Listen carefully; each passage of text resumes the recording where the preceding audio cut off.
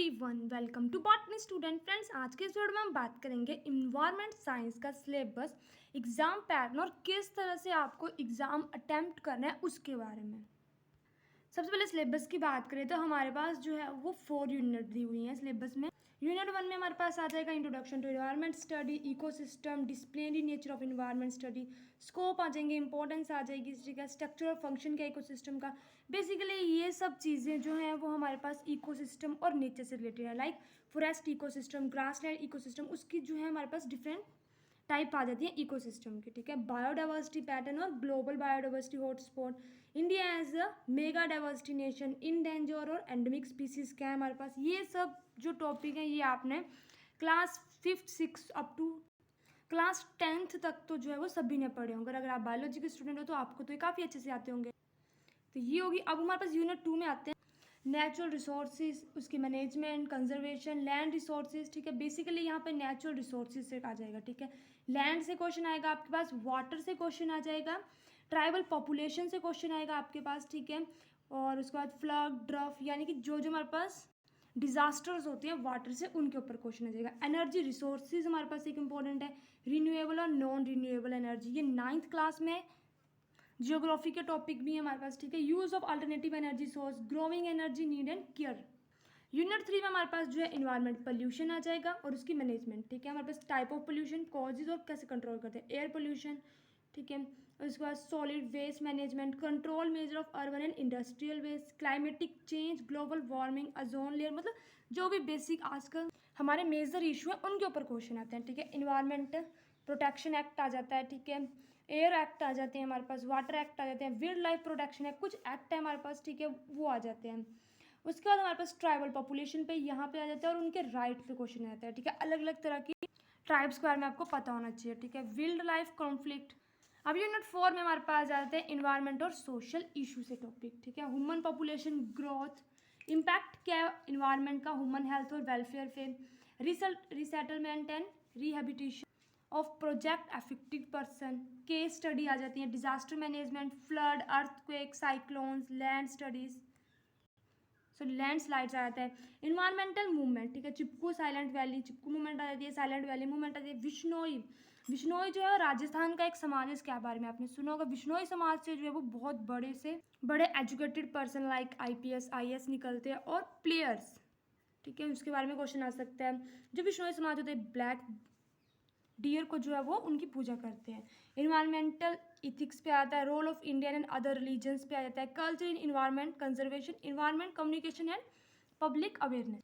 ठीक है, अब बेसिक जो हमारे पास चीज़ आती है, ये सिलेबस है ना, ये तो आप जो है वो गूगल पे सर्च मार के भी आप निकाल सकते हो।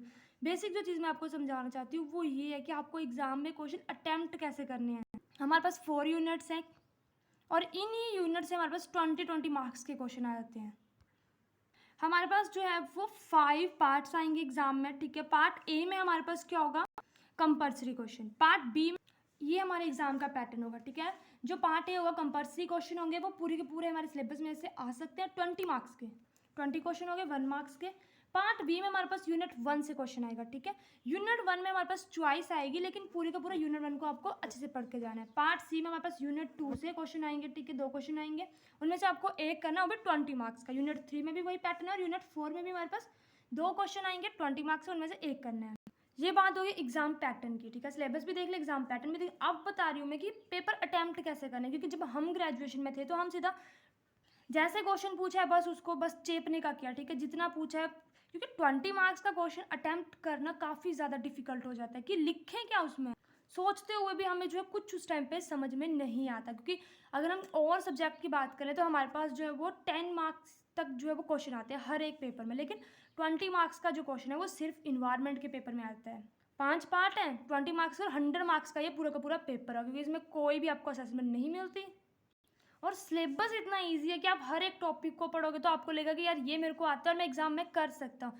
लेकिन अगर आपको जो है वो एग्जाम से पहले कुछ भी छुट्टियां वगैरह में तो हॉलीडे हैं तो आप उनमें जो है इसकी तैयारी अच्छे से करें, क्योंकि इसमें अगर आप एग्जाम में बैठ जाओगे तो आपको याद नहीं आएगा कि आप इससे ज़्यादा और क्या लिख सकते हैं, ज़्यादा 1-2 पेज भर सकते हैं हम। और यहाँ पे मैं बेसिक जो चीज़ बता रही हूँ वो इन्वायरमेंट के पेपर में आपने कितना लिखा है। ठीक है, बहुत से लोग जो है वो पेज भरने की करते हैं, पेज आपने जितने मर्जी भरे होंगे वो जो एग्जामिनर जो चेक करे उसको उससे कोई फ़र्क नहीं पड़ेगा। वो देखते हैं कि आपने अटेम्प्ट किस तरह से किया। एक थोड़ा सा मैं आपको यहाँ पे अपना एक्सपीरियंस बताती हूँ कि जब हमारा इन्वायरमेंट का पेपर हुआ था फर्स्ट ईयर में, उस टाइम पे हमने सारा का सारा लिख दिया, लेकिन उसी एग्ज़ाम में हमारी एक सीनियर जो कि जेबीटी के बाद जो है वो बीएससी कर रहे थे, उन्होंने जब हमने उनका पेपर देखा तो उनके पेपर में और हमारे पेपर में जो है वो काफ़ी ज़्यादा फ़र्क था।